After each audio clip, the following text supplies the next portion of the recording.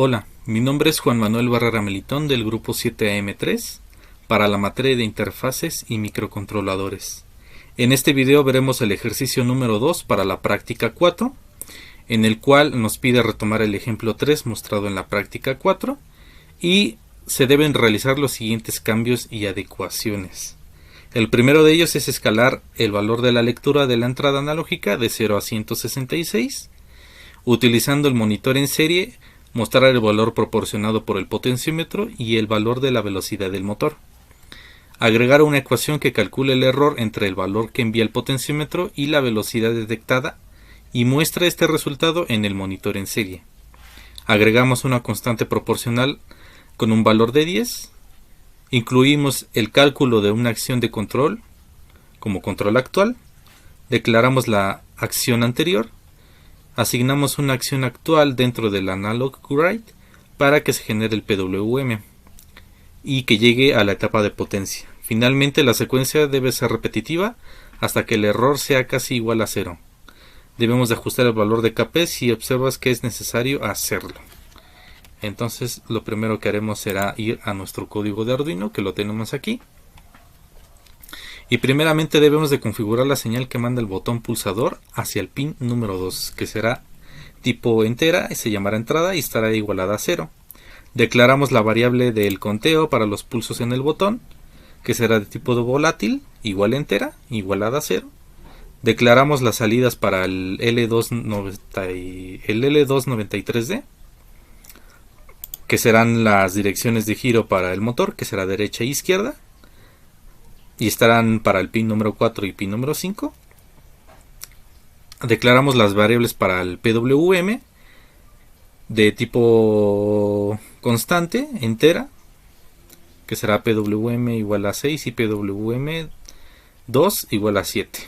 Declaramos las variables para monitorear el ciclo del trabajo, ciclo de trabajo y ciclo del trabajo 2 de tipo byte, porque serán de 0 a 166 en valores de 8 bits. Declaramos las variables para la señal analógica, las de los potenciómetros, dos variables largas enteras llamadas escala 1 y escala 2, y la constante de proporcionalidad, que será Kp igual a 10. Declaramos el retardo para el cálculo de la velocidad angular, que será de 1 segundo. Definimos el número de pulsos del encoder, que serán 98. Monitoreamos el estado del sensor con un LED conectado al pin 13. Almacenamos el estado del sensor, igual a 0. Definimos una variable para el conteo de los pulsos. Agregamos un contador auxiliar para calcular la velocidad angular. Con todas esas variables pasamos al void setup y lo primero que haremos será configurar el pin 6 para una frecuencia de salida de 7812.5 Hz, que está dada por la siguiente sintaxis. De ahí definimos que todos los componentes, a excepción del que está conectado al pin número 3, serán salidas. Declaramos las interrupciones externas de tipo rising para la variable entrada y una interrupción para la medición de los pulsos de tipo change conectada al pin número 1, que será para la función de velocidad. Finalmente activamos el monitor en serie y ahora, antes de pasar al void loop, pasamos a las funciones creadas o las funciones de interrupción. Primero tenemos la función L293D, que será propia del motor, donde se contará o se leerá el valor del conteo del botón. Si el botón se presiona una vez, el motor girará a la derecha. Si se vuelve a presionar otra vez, girará a la izquierda. Y si se presiona una tercera vez, pues se reinicia el contador. Y así sucesivamente. Se irá variando el giro del motor. De ahí pasamos a la función de interrupción, la primera que tenemos, donde el contador del botón irá incrementando de 1 en 1 y se almacenará dentro de la función del L293D. Estas dos funciones, tanto la interrupción como la L293D, son funciones dependientes, o sea, dependen una de la otra. Y la última función será la función velocidad, donde primero almacenamos el valor del pin 3 en la variable del sensor. Y de ahí el sensor, si tiene un valor de 1, entonces significa que ocurrió un flanco de subida. El LED prende. y los contadores se incrementan, van de uno en uno, tanto el contador como el contador auxiliar. Si esto no pasa, entonces el LED está apagado. Ahora pasemos a la función principal, el void loop, y lo primero que haremos será ingresar a la función de interrupción. Después leeremos la señal del potenciómetro en el pin A0. Escalamos el valor del potenciómetro a una resolución de 8 bits, que será de 0 a 166. Asignamos el valor de la escala ciclo del trabajo de tipo entera. Asignamos el valor de ciclo de trabajo a la variable del PWM en el pin número 6. Y será la que estará activando y mandando la señal hacia la etapa de potencia de nuestro motor. Calculamos el error y las acciones actual anterior con estas fórmulas que están aquí. Tanto la acción anterior, la acción actual, el error. Y una vez hechos, pues asignamos la acción actual hacia la etapa de potencia con la variable pot2. La volvemos a escalar a una resolución de 8 bits de 0 a 166 y la asignamos al PWM con un ciclo de trabajo de 2. Ya que tenemos eso, pues ahora mostraremos los datos que deben de incluirse en el monitor en serie. El primero de ellos será las vueltas totales que tendrá el motor. Después también nos mostrará la velocidad en revoluciones por minuto, el error de referencia del potenciómetro y la velocidad, y la acción de control actual. Esos 4 parámetros nos mostrará el monitor en serie dentro de nuestro simulador.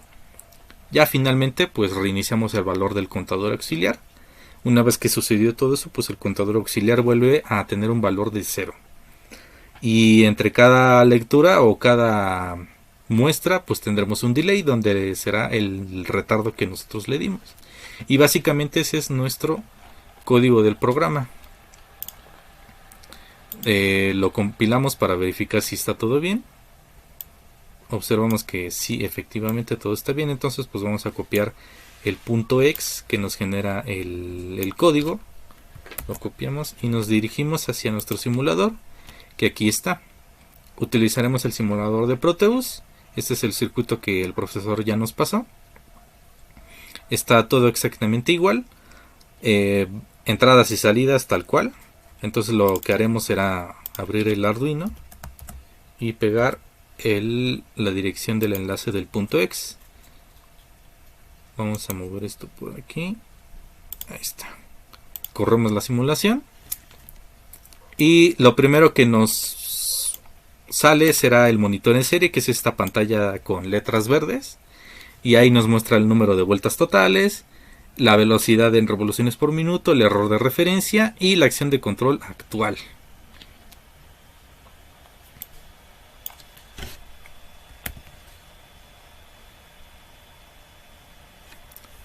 Bueno, pues ahora lo que haremos será mover esto de aquí. Y vamos a presionar el botón que está aquí. Ahí observamos que el LED empezó a parpadear. Observamos que dentro del osciloscopio la señal del PWM pues empieza a oscilar. Tenemos cierta frecuencia. El potenciómetro está a su máximo nivel. Y observamos que el motor comienza a girar en sentido antihorario. Observamos que van 5 o 6 vueltas, 7 vueltas. La velocidad en revoluciones por minuto son de 105. Tenemos el error de referencia y el error de control actual. De ahí podemos seguir manipulando el potenciómetro, que es el que nos va a dar las mediciones. Ahí observamos el número de vueltas totales. Y en cuestión de segundos, si volvemos a presionar este botón, lo que hará es cambiar de sentido. Entonces ahí vemos que la velocidad empieza a disminuir. La señal del PWM comienza a aumentar. Ahí vemos que tanto la señal amarilla como la señal rosa pues ya volvieron a su estado inicial. Y ahora el motor, que está del lado derecho, comienza a girar en sentido horario. El potenciómetro controla la regulación del PWM. Observamos que ya a su valor mínimo el motor se para, ya que pues no recibe señal eléctrica. Ahí tenemos que la velocidad es de 0 revoluciones por minuto, lleva 22 vueltas, y ahora lo que haremos pues será aumentar otra vez la señal PWM. Ahí vemos en el osciloscopio cómo la señal empieza a oscilar, la señal cuadrada, el motor sigue girando, ahora aumentó su velocidad a 59 revoluciones por minuto, 72, y lo que haremos será presionar otra vez el botón para parar el motor. Ahí vemos que las revoluciones por minuto empiezan a disminuir, así hasta que llegan a un valor de 0. Es ahí cuando el motor comienza a detenerse. Si volvemos a presionarlo, pues entonces el motor comenzará a girar en sentido antihorario. Vemos que la señal del PWM comienza otra vez a oscilar, y así se va sucesivamente hasta que detengamos la simulación. Este es el ejercicio número 2 para la práctica número 4.